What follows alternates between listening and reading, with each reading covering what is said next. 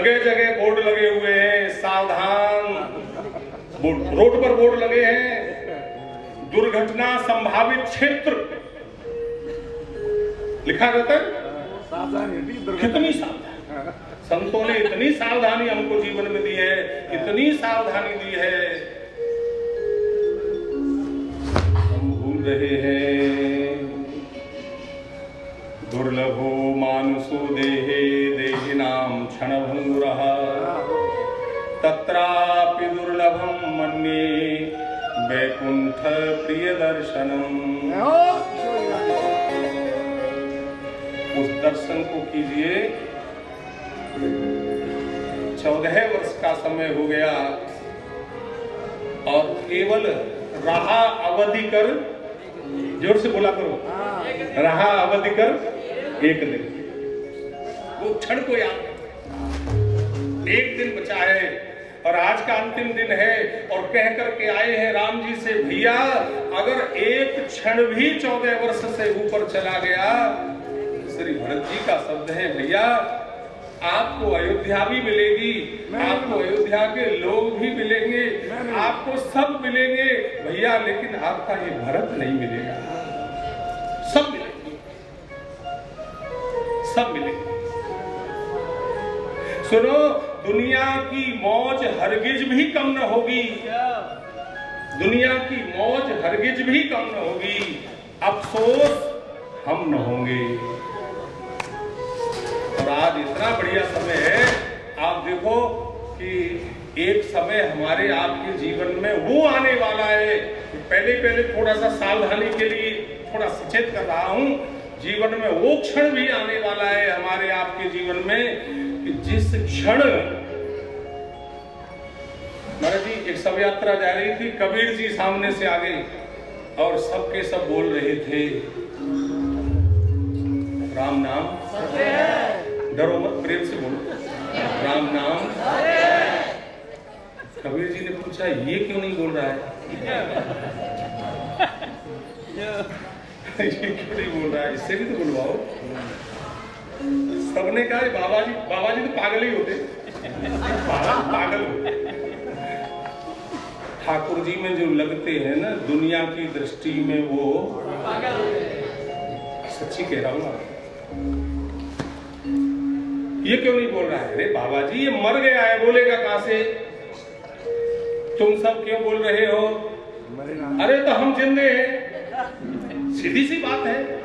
इसका अर्थ कबीर जी ने कहा, इसका अर्थ ये हुआ जो मर गया है वो बोलता नहीं है और जो बोलता है वो जिंदा है। अभी कीर्तन करेंगे, पता लगाना कितने जिंदा हैं और कितने।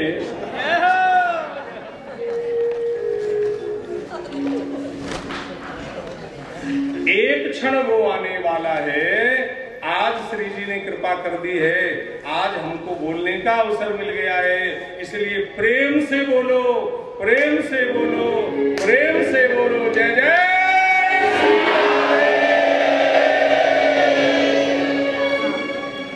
और हमारे ऊपर हाथ करने से किसी की नींद खुल जाए तो कितनी बढ़िया बात है।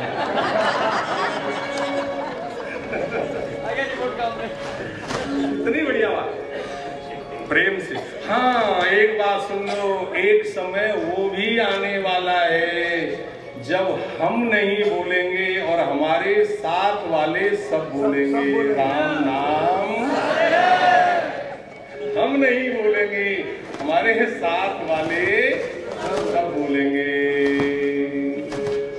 इसलिए जब तक वो परिस्थिति आपके हमारे जीवन में आवे, तब तक केवल एक पंक्ति याद कर लो, सबसे अच्छी तेरी नौकरी, सबसे अच्छी तेरी नौकरी। संसार की नौकरी किशोरी जी की,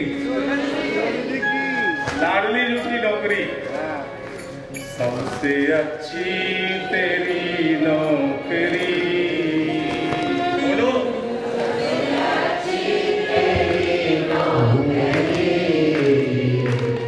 तेरे दरबार की हाजिरी, तेरे दरबार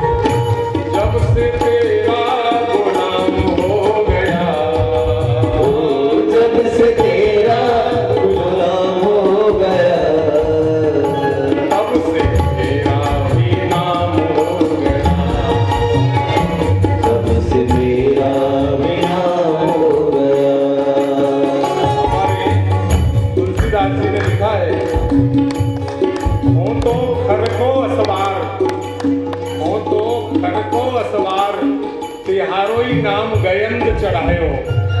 महाराज जी हम तो गधे की सवारी करने वाले थे, लेकिन जब से तेरा नाम लिया है ना तो तेरी कृपा ने हमको हाथी के ऊपर बैठा दिया है।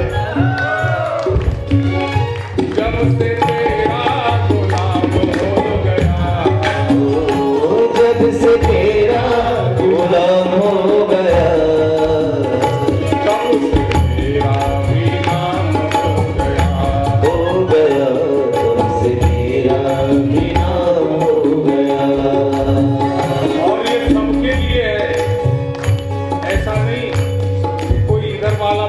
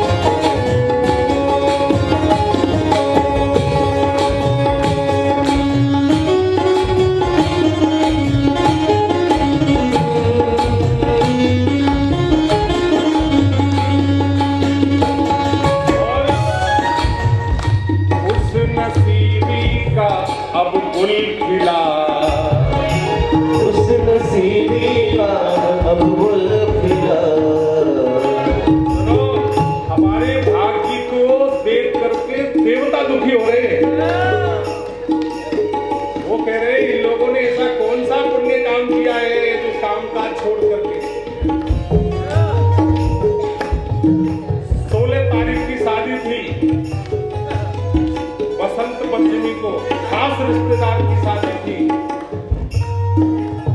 और 28 तारीख से कथा थी और महाराज जी निर्णय कर लिया है 1 में जाना है, चाहे तो 16 की शादी में जाना है, चाहे 28 की कथा में जाना है। ईमानदारी से बताओ किस चॉइस को सिलेक्ट करेंगे? बताओ किसको सेलेक्ट करेंगे? केवल 28 वाली को सेलेक्ट करेंगे। क्यों करेंगे? आहा वो गुल खिल गया, खुश नसीबी का अब गुल खिला, खुश नसीबी का अब गुल खिला, खुश नसीबी का अब गुल खिला, खुश नसीबी का अब गुल खिला। तब कहीं जाके ये दर्द मिला, ये दर्द मिला, तब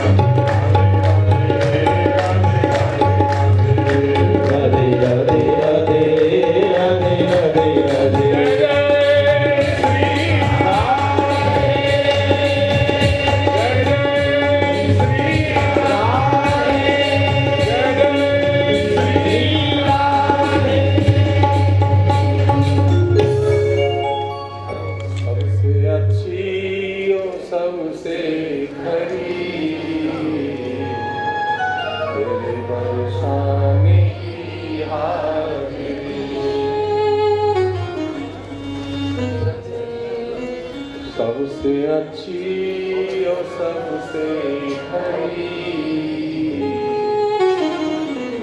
बरसाने की आपको विराजिए और क्षण भर को वहां लेकर चलते हैं श्री बद्रीनाथ धाम।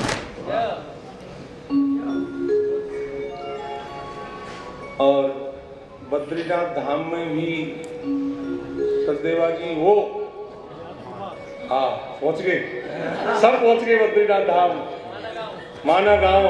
और माना गांव में भी व्यास गुफा है, पहुंच गए ना। क्या मौज है, क्षण में श्री जी के चरणों में और क्षण में भगवान बद्रीनाथ के चरणों में। ये मौज है महाराज, दुनिया का कोई एरोप्लेन इस गति से नहीं चलता। और वो लेकिन क्या कहेंगे उस परिस्थिति को कि वहां बैठकर भी मुंह लटका के बैठे।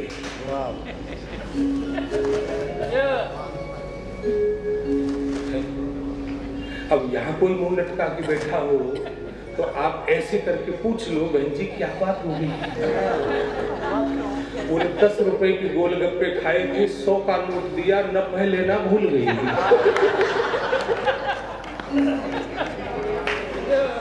बोलो राधे राधे।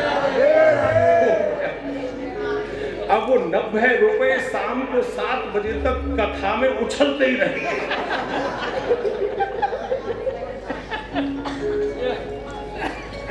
टिकने नहीं देंगे।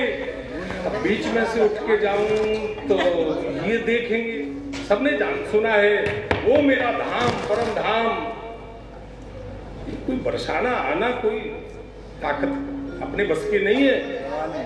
नहीं तो महाराज घर संभालने के लिए आ गए, फिर शाम को कहां जा रहे हो? घर संभालना है।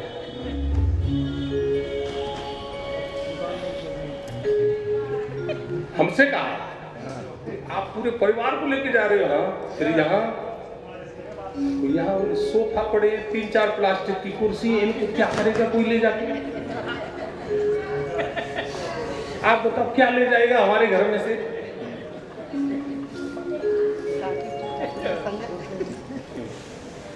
रिस्क तो हमारे साथ है। बोलो राधे राधे।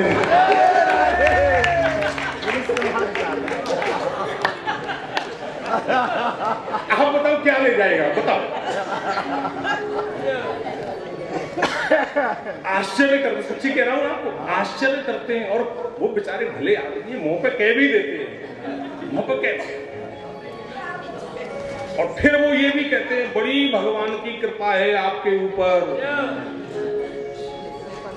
ये जरूर आप सब लोगों से भी कहते हैं, ऐसा नहीं कोई हमसे कह रहे हो, सब बड़ी भगवान की कृपा है आपके ऊपर। 7-7 दिन घर छोड़कर महाराज, एक दिन टीवी सीरियल न मिले तो आधा घंटे का नुकसान कितना होता है ये हम लोग महसूस कर सकते हैं। सही बात।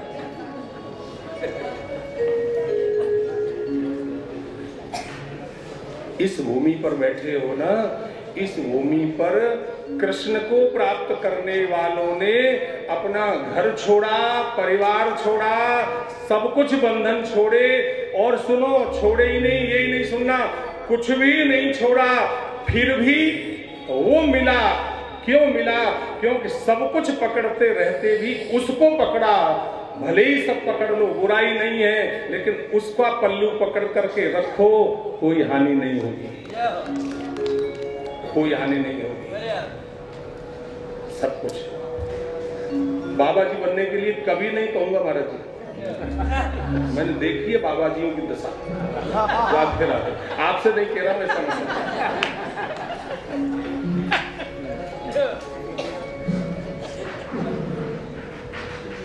आप बताओ, गृहस्थ धर्म को सब आश्रमों में बोलो बोलो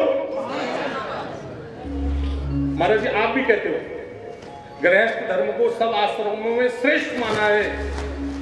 इतना तो हमने सुन रखा है, इसके आगे वाली लाइन हम में से किसी को नहीं आती है, वो मैं बता रहा हूं। गृहस्थ धर्म चारों आश्रमों में श्रेष्ठ है, लेकिन कब श्रेष्ठ है? जब गृहस्थ धर्म का पालन करते करते श्री जी के चरणों के आकर के बैठने वाला धर्म भी हमने अगर पकड़ा है तो।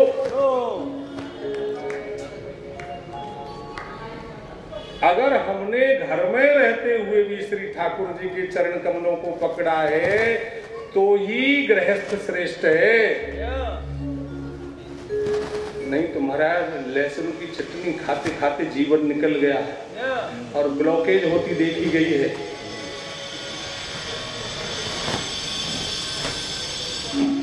गृहस्थ धर्म कब श्रेष्ठ है? वो ब्रज की गोपियां, संतों ने वर्णन किया है, गोपी प्रेम की ध्वजा। हमारा घर, हमारे घर में नीम के पत्थर, हमारे घर में दीवाल के पत्थर, हमारे घर के दीवाल के पत्थरों के ऊपर आरसीसी के ऊपर भी, मंदिर के ऊपर भी एक शिखर, और वो ध्वजा कहाँ रहती है? शिखर के भी ऊपर। हमारे ब्रज के रसिक संतों ने गोपी प्रेम की ध्वजा घर में रहते हुए भी भगवान को प्राप्त कर लिया। घर में प्राप्त नहीं कर लिया, वो परमात्मा इन गोपियों के घरों में कि नारद से सुख व्यास रटे, पछहारे तऊ पुनि पारन पावे, ताही अहीर की छोहरिया, छछिया भर छाछ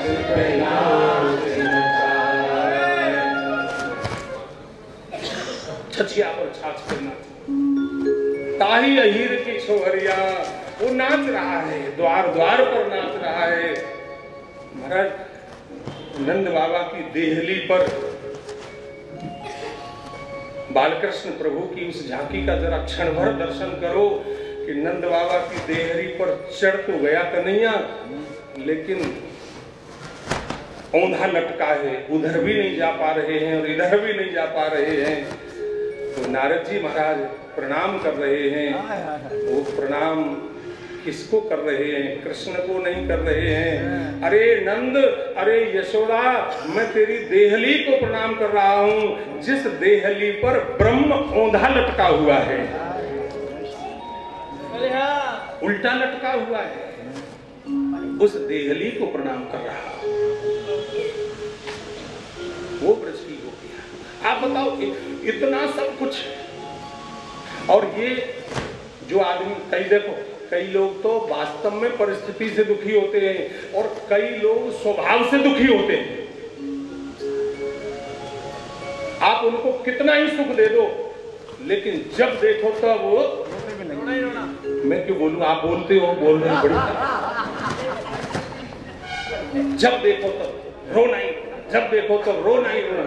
अरे महाराज श्री जी के धाम में आ गए और बस ये सब मौज हो गई, वरना औकात क्या थी मेरी। ये लाइन याद रखना, वरना औकात क्या थी मेरी, वरना औकात क्या थी मेरी, तेरे दरबार की। अच्छा, हम लोग लटका के बैठे तो कोई बुराई नहीं है। वो बद्रीनाथ धाम में उस ऊंचाई पर वेद व्यासी थी। हाजी महाराज क्यों उदास बैठे हो? लेकिन इतना सा डिफरेंस है, समझ लो। हमारे अंदर अगर उदासी होगी तो संसार की किसी भौतिक परिस्थिति को लेकर वो उदासी होगी, लेकिन वेदव्यास जी की जो उदासी है वो उदासी संसार की किसी परिस्थिति के लिए नहीं है। वो उदासी इसलिए है कि मैं ऐसा कौन सा काम और करूं जिससे सबका भला हो जाए, सबका भला हो जाए। इसलिए संतों ने वर्णन किया है, अष्टादश पुराणेषु व्यासस्य वचनद्वयम्।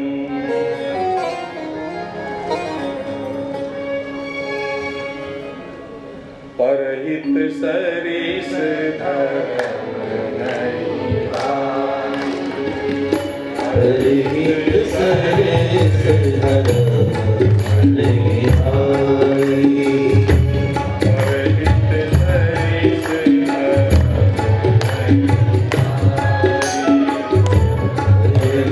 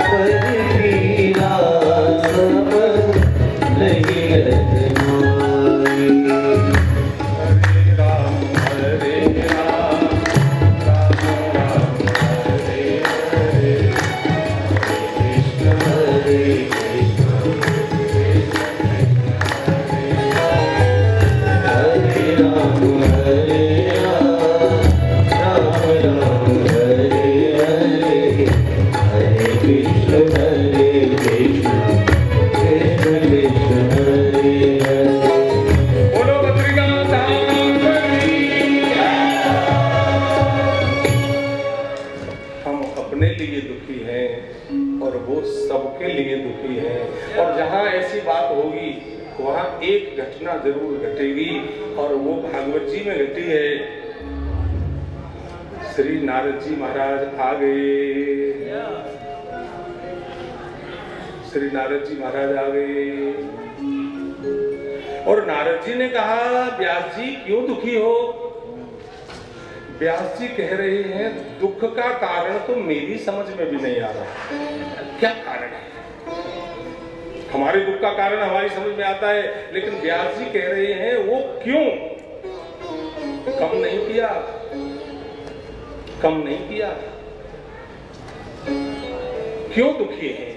कहा जब ऐसी परिस्थिति परहित को लेकर होगी तो वहां किसी संत के माध्यम से, किसी भगवत कथा के माध्यम से, किसी न किसी सूत्र से श्री ठाकुर जी कोई न कोई संकेत प्रदान कर देंगे। और संकेत मिल गया। क्या संकेत मिला? बोले बस इतना सा कर लो, कितना सा? बोले बहुत कुछ लिख लिया, बहुत कुछ लिख लिया, बहुत कुछ लिख लिया, अब इतना सा कर लो। कितना सा? बोले अब इतना सा कर लो जैसे बैंक में बहुत लोगों ने रुपए जमा कर दिए, बैंक वाले कह रहे थे हमारे यहाँ इतने रुपए जमा हैं कि उनको आज तक कोई लेने ही नहीं आ रहा है। बैंकों में बहुत रुपए ऐसे जमा हैं जिनको कोई लेने वाला नहीं है, और जिनको कोई लेने वाला नहीं है वो किसके? सरकार के। किसके? सरकार के।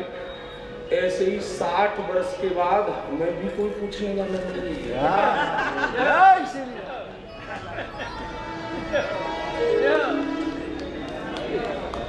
सुन लो, और 59 और 58 वाले मत खुश होना, 55 से ऊपर 60 की श्रेणी में ही है। तो जब कोई पूछने वाला नहीं है, तो जो संपत्ति लेने वाला नहीं आ रहा है वो सरकार की, तो अब कोई पूछने वाला नहीं है तो वो संपत्ति किसकी? श्री जी की। श्री राधे रानी हमारी सरकार, हमें डरता है श्यामा प्यारी हमारी सरकार, हमें डरता है राधा रानी हमारी सरकार, हमें डरता है। और सूत्र मिल गया, मिल गया, पकड़ में आ गया, पकड़ में आ गया, मिल गया, मिल गया। बड़े खुश हो रहे। दादू जी महाराज एक संत के पास, एक अपने शिष्य के पास गए। दादू जी, दादू जी, अब सेठ जी थे वो। हमने सेठ लोगों को देखा है, हिसाब पूरा नहीं मिले चाहे रात के 12 बज जाए, अच्छा 1 रुपए का ही डिफरेंस होगा जब तक ढूंढ के मानेंगे। दादू जी दुकान पर गए तो 1 रुपए का, 1 पाई का, रुपया नहीं, उस समय पाई चलते थे, पाई का हिसाब नहीं मिल रहा था। दादू जी ने भी कुछ कहा नहीं, खड़े थे। और वो इतना बावला हो रहा था, इतना बावला हो रहा था कि अब कैलकुलेटर तो उस समय थे नहीं, वो अपने हिसाब से ही कर रहा था, कैलकुलेशन नहीं मिला।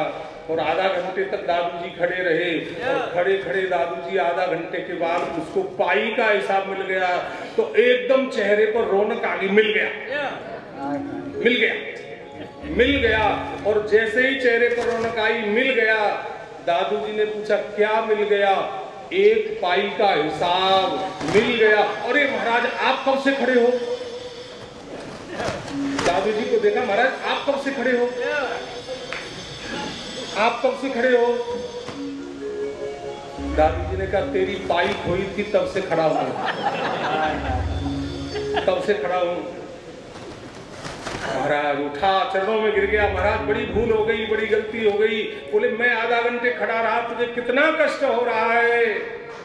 हमारे ठाकुर जी तो अनंत अनंत जन्मों से खड़े हैं, बोले कब इसकी पाई मिल जाए और ये मेरे चरणों में आ जाए, कब इसको पाई मिल जाए, ये कब मेरे चरणों में आ जाए।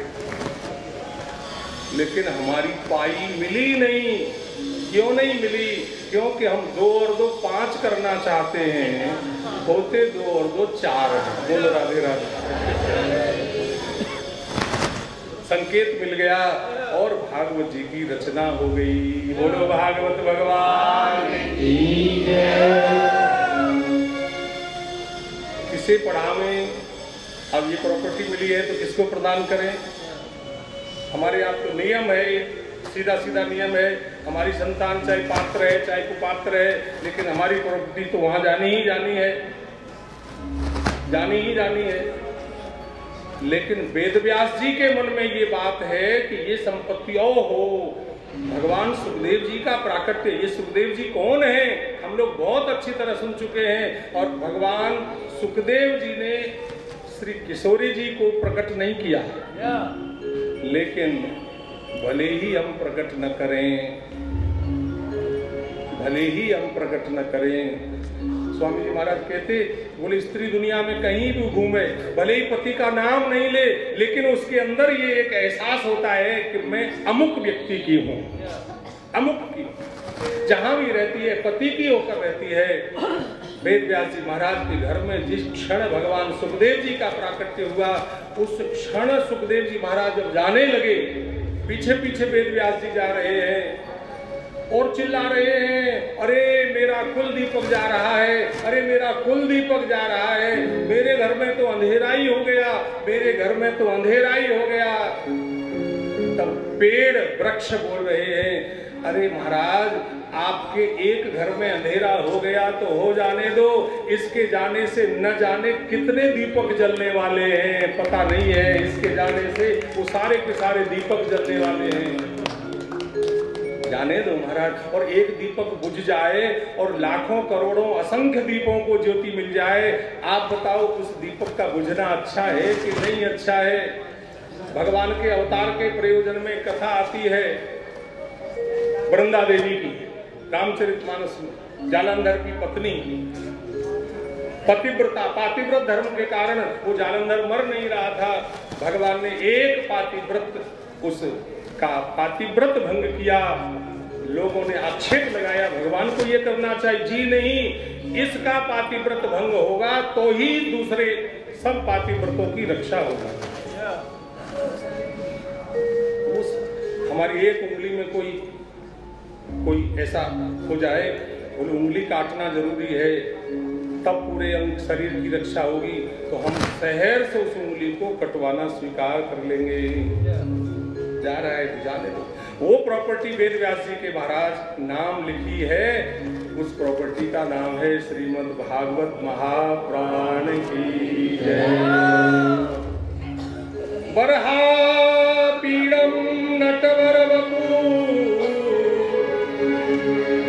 कर्णियो कर्णिकारम बिभ्रदवासः कनक कपिशम वैजयन्ती च माला रंध्रान वेणोर्धर सुधया पूरयन् गोपवृन्दै वृन्दारण्यं स्वपदरमणं प्राविशद गीतकीर्तिः। कहा वो वेदव्यास जी महाराज ने वो संपत्ति एक पात्र दिखा, केवल एक पात्र दिखा।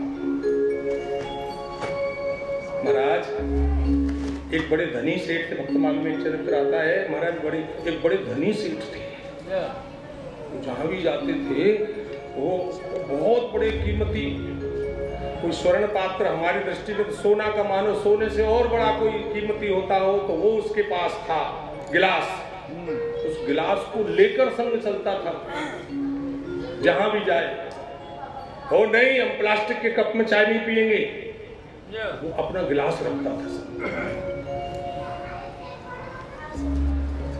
किसी संत के पास गया, भैया ये तुम्हारे पास क्या है? महाराज ये मेरा पात्र है। क्या है इस पात्र में? महाराज बहुत कीमती है। इतने लाख का है, इतने लाख का है। बोले अच्छा ये बताओ इसमें पीते क्या हो? बोले इसमें अनानास का जूस पीता हूँ, इसमें और दूसरे जो जूस है वो सब पी लेता हूँ, और महाराज दूध तो रोज पीता ही हूँ, और इस पात्र में कभी कभी मौका लग जाए तो पार्टी वाले आ जाएं तो कभी कभी ऐसा वैसा भी पी लेता हूँ। सेठ जी ने कहा तुम्हारे जैसा अभागा हमने कोई नहीं देखा, इतना कीमती पात्र, और उस कीमती पात्र में क्या पी रहे हो ये कभी विचार नहीं किया? आप बताओ हमारे पास पेट्रोल की गाड़ी है, हम कभी गलती से भी उसमें डीजल डलवा सकते हैं क्या? कभी नहीं। अच्छा कोई पूछे क्यों नहीं डलवाते हो? खराब हो जाएगी, खराब हो जाएगी। ये कीमती पात्र हमारे सामने खड़ा है। क्या तन मांझता रे एक दिल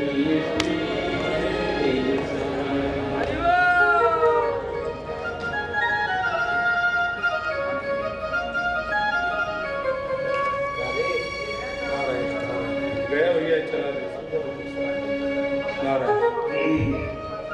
हाथ जोड़ो हे नाम,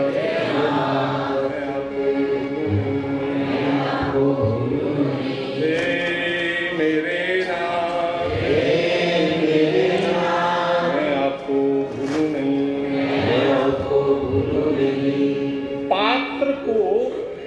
पात्र के जीवन में कोई उपलब्धि होगी ना, आप सच मानो उस उपलब्धि से न जाने कितने लोग पात्रता का अनुभव करने लग जाएंगे, और कुपात्र के हाथ कोई चीज मिल जाएगी तो न जाने कितने लोगों की परिस्थिति प्रतिकूल बन जाएगी।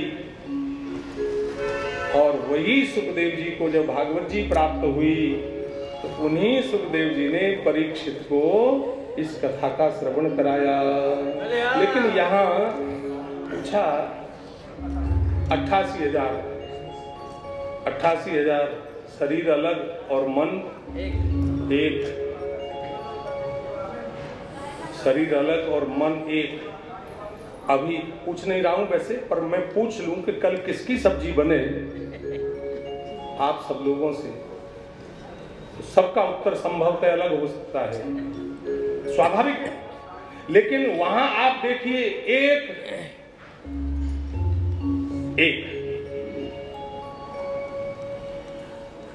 वो पूछ रहे हैं महाराज ये बताओ ये परीक्षित के अंदर इतनी पात्रता कहां से आ गई कि भगवान सुखदेव जी ने उनके ऊपर कृपा की। और कल इसकी भूमिका बन गई थी, हम लोगों ने सुनी हो। वो कालिंदी जी के कहने से सारी भगवान की रानियां 16,100 रानियां प्रार्थना कर रही हैं और कीर्तन कर रही हैं। और कीर्तन कहाँ किया है? बोल कुसुम सरोवर पर कीर्तन किया है। अरे जरा अंदर ही अंदर महाराज श्री किशोरी जी की कृपा के अभिमानी हो जाओ। अभिमान तो यही होना चाहिए। क्या हो जाओ महाराज, जिस जगह उद्धव जी को प्रकट होने का अवसर मिल गया, जिस जगह ठाकुर जी के प्रिया प्रीतम का दर्शन होने का अवसर मिल गया, जिस जगह भगवान नाम संकीर्तन करने का अवसर, वो उद्धव जी की भूमिका। और कल आया था चर्चा, आपने सुनी हो कि परीक्षित कथा नहीं सुन पाए थे क्योंकि वो चले गए थे, और तब आज्ञा, तब उनको आदेश मिल गया था, उनके ऊपर कृपा की वृष्टि हो गई थी। क्या हो गई थी? बोले तुमको सुखदेव जी कथा सुनाएंगे। जैसे एक साल भर पढ़ाई होती है और साल भर की पढ़ाई में हमने क्या पढ़ा है, इसकी परीक्षा 3 घंटे में हो जाती है। साल भर में क्या पढ़ा है, इसकी परीक्षा 3 घंटे में हो जाती है। ऐसे ही हमने जीवन भर क्या किया है, इसकी परीक्षा हमारे जीवन के अंतिम क्षण से हो जाती है। इसीलिए हमारे यहाँ वर्णन है महाराज जी, जीवन कैसा जीना चाहिए, राम कथा का आश्रय लेना चाहिए। जीवन कैसा जीना चाहिए, राम कथा का आश्रय लेना चाहिए, जीवन सुधर जाएगा। और सच्ची बात तो ये है कि हमारी मृत्यु कैसे आनंदकारी हो जाए, इसके लिए श्रीमद् भागवत जी का आश्रय लेना चाहिए। वो आश्रय। और भगवत प्रेम का स्वरूप क्या है, जालानी जी आपके लिए कह रहा हूं, भगवत प्रेम का स्वरूप क्या है, ये कैसे होना चाहिए। अगर इसका दर्शन करना हो तो श्री चैतन्य महाप्रभु का दर्शन करना चाहिए। भगवत प्रेम, ओ दिव्य मूर्ति, नाम संकीर्तन कैसे करना चाहिए वो उनसे सीख लें। भगवान नाम का जप कैसे करना चाहिए। पिबत भागवतम रसमालयम मुहुरहो रसिका भुवि भावुका, वो पूरा वर्णन कहा। बोले परीक्षित को सुनाइए महाराज ये पात्रता कैसे मिली, और इस पात्रता के पीछे आप अगर दर्शन करेंगे तो परीक्षित के जो पूर्वज हैं उनमें एक नाम खास करके हम लोगों ने सुना है, जिनका नाम है कुंती। तीनों का दर्शन कर लीजिए। कुंती का भी चरित्र हमारे सामने है, खूब श्रवण किया है। उत्तरा का भी चरित्र हमारे सामने है, हमने खूब श्रवण किया है। और सुभद्रा का भी चरित्र हमारे सामने है, हमने खूब श्रवण किया है। ये सारी इन पात्रों का क्षण भर दर्शन करेंगे तो केवल और केवल हमारे सामने एक बात निकल करके आएगी, जिसने अपने जीवन में फर्स्ट संसार को नहीं, जिसने अपने जीवन में एक नंबर पर जिसने ठाकुर जी को रखा है। महाराज गांठ गिरह नहीं बांधते कि गांठ गिरह नहीं बांधते, मांगन में सकुचाए, पीछे पीछे प्रभु फिरे, कहूँ भूखे नहीं रह जाए। ठाकुर जी चलते हैं। अरे ध्रुव जी तपस्या करने के लिए निकले, आपको सुनकर आश्चर्य होगा, विश्वास नहीं होगा, लेकिन विश्वसनीय बात है। ये वर्णन है ऐसा ग्रंथों में। ध्रुव जी को और ध्रुव जी की मां को जीवन यापन करने के लिए राजा उत्तानपाद की ओर से एक सेर आटा रोज मिलता था। विचार करना, एक सेर आटा रोज। और जिस क्षण ध्रुव जी चलने लगे वन में भगवान का भजन करने के लिए, राजा उत्तानपाद खुद नहीं आया, एक सेवक को भेजा। बोले उस ध्रुव से कह दो वो एक सेर नहीं कल से 2 सेर उसको देंगे, लेकिन जंगल में न जाए। है तो पिता, उसका पितृत्व उछला, 2 सेर मिलेगा, लौट जाओ। दूत ने आकर ध्रुव जी से कहा तुम्हारे पिताजी ने कहा है वन में मत जाओ, जंगल में मत जाओ, तुमको 2 सेर आटा मिल जाएगा रोज। इस बात को सुनकर के ध्रुव जी को इतनी प्रसन्नता हुई। बोले अभी तो 100-200 कदम चला हूं, एक सेर से 2 सेर तो हो गया। अभी तो 100-200 ही कदम चला हूं, एक सेर से 2 सेर तो हो गया। फिर उसने ध्रुव जी नहीं गए लौटकर, राजा ने फिर सेवक भेजा। बोले 5 सेर रोज मिलेगा। ध्रुव जी ने मना कर दिया। ध्रुव में और हम में एक यही डिफरेंस है।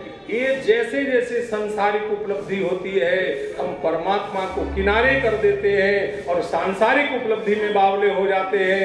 ध्रुव ने संसार को किनारे कर दिया और एक चुन लिया। किसको? बोलो नारायण भगवान की जय। एक चुन लिया, केवल एक चुन लिया। क्या वो कुंती का दर्शन कर लो, हमने किया है, अनेक बार किया है। विपद है संतु न शश्वत तत्र तत्र जगत गुरु भवतो दर्शनम यस्याद पुनर्भव दर्शनम। पुनर्भव दर्शनम वो। और आप दर्शन कीजिए, सुभद्रा के जीवन का दर्शन कीजिए। सुभद्रा के बेटे की हत्या हो गई, मार दिया गया, लेकिन आज तक कहीं आप बता दो सुभद्रा ने कृष्ण से शिकायत की हो तेरे जैसा भाई होते हुए भी मेरा बेटा चला गया? नहीं। और उत्तरा का तो क्या कहें कि पाहि पाहि महायोगिन देव देव जगत्पते भवतो दर्शनम यस्यात् पुनर्भव दर्शनम कि पाहि पाहि महायोगिन देव देव जगत्पते भवतो दर्शनम यस्यात् पुनर्भव दर्शनम। केवल दौड़ी दौड़ी आई है, देखो उस दृश्य को देखो। भगवान द्वारिका जा रहे हैं, कुंती खड़ी है, सारे पांडव खड़े हैं और सब लोग खड़े हैं भगवान को विदा करने के लिए। और वो उत्तरा गर्भ पर ब्रह्मास्त्र का प्रयोग हुआ, वो उत्तरा दौड़ी दौड़ी आई है, सब खड़े हैं। उसने इशारे से नहीं बुलाया अपनी सास को, उसने इशारे से नहीं बुलाया अपनी परदादी, उसको दादी सास को नहीं बुलाया, किसी को नहीं बुलाया। उन्होंने जा करके सीधे गोविंद के चरण पकड़ लिए। पाहि पाहि महायोगिन देव देव जगत्पते भवतो दर्शनम यस्यात् पुनर्भव दर्शनम। केवल दोनों हाथ उठाकर बोलो गोविंद रक्षा करो, रक्षा करो, लाडली रक्षा करो, रक्षा करो, रक्षा करो, रक्षा करो। वो पुकारा। बस भगवान इतनी ही अपेक्षा करते हैं। तुम दुनिया को कहते हो, लेकिन कभी एक बार आकर के मुझे पुकार करके कह दो, तू मेरा मैं तेरा राम, तू मेरा मैं तेरा राम, मेरा मैं तेरा राम, तू मेरा मैं तेरा राम। कोटि कोटि शत तुम्हें प्रणाम, कोटि कोटि शत तुम्हें प्रणाम, तू मेरा मैं तेरा राम। कोटि कोटि शत तुम्हें प्रणाम, तू मेरा मैं तेरा राम, तू मेरा मैं तेरा राम। कोटि कोटि शत तुम्हें प्रणाम, तू मेरा मैं तेरा राम। कोटि कोटि शत तुम्हें प्रणाम। आप जरा अपने दिमाग को दौड़ाओ जोर से। आज तक एक भी उदाहरण बता दो कि जिसने कृष्ण के चरण पकड़े हो, जिसने भगवान की शरण ली हो। भगवान का एक सूत्र है, भगवान ने रण छोड़ने की जरूरत पड़ी तो रण छोड़ा, भगवान को प्रण छोड़ने की जरूरत पड़ी तो प्रण छोड़ा, भगवान को कण छोड़ने की जरूरत पड़ी तो कण छोड़ा। लेकिन जो भगवान की शरण में आ गया, आज तक बता दो भगवान ने कभी भी शरणागत को छोड़ा हो? वो गीता में अर्जुन कह रहा है, मैं युद्ध करूंगा तो मुझे पाप लगेगा। वो अर्जुन भगवान से क्या कह रहे हैं? मैं युद्ध करूंगा तो मुझे पाप लगेगा। भगवान कह रहे हैं तू युद्ध नहीं करेगा तो पाप लगेगा। अब लगाओ दिमाग। अर्जुन अग्रवाल साहब, मुझे पाप लगेगा, मैं युद्ध नहीं करूंगा, अगर युद्ध करूंगा तो पाप लगेगा। भगवान कहते हैं युद्ध करने से पाप नहीं लगेगा, तू युद्ध नहीं करेगा तो पाप होगा।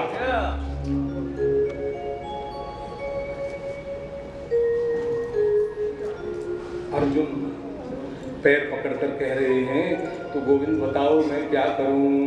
बोले तू पाप और पुण्य का विचार करता ही क्यों है? जब तू मेरी शरण में आ गया तो पाप पुण्य करने की अवसर तुझे रह कहां गया? विचार करने का अवसर तुझे रह कहां गया? इसलिए भगवान गीता में प्रतिज्ञा कर रहे हैं और करवा रहे हैं, नमे भक्तः प्रणश्यति।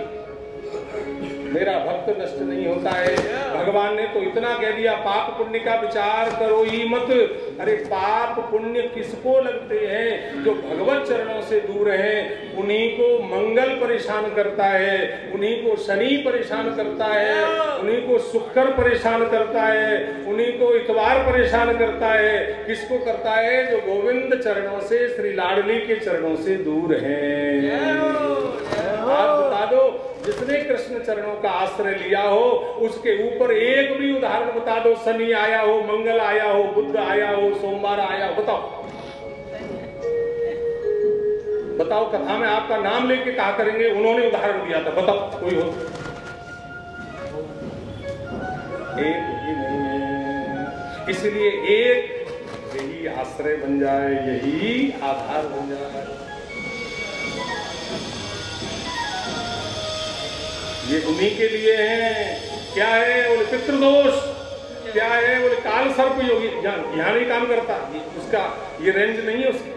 जैसे किसी रेंज में एयरटेल टावर काम नहीं करता, ऐसे ही ये बरसाने ब्रजमंडल की भूमि में वो पितृदोष और वो सब काम नहीं करते यार।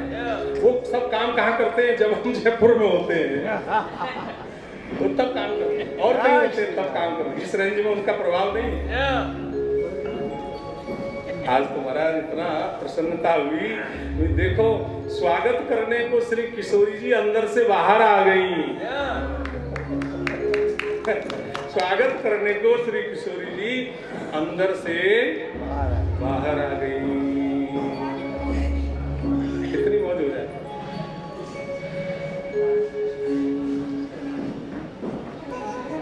घर की घंटी बजी, घर की घंटी बजी, और अब उस घंटी को सुन रहा है, बेटा भी सुन रहा है, मम्मी भी सुन रही है, पापा भी सुन रहे हैं।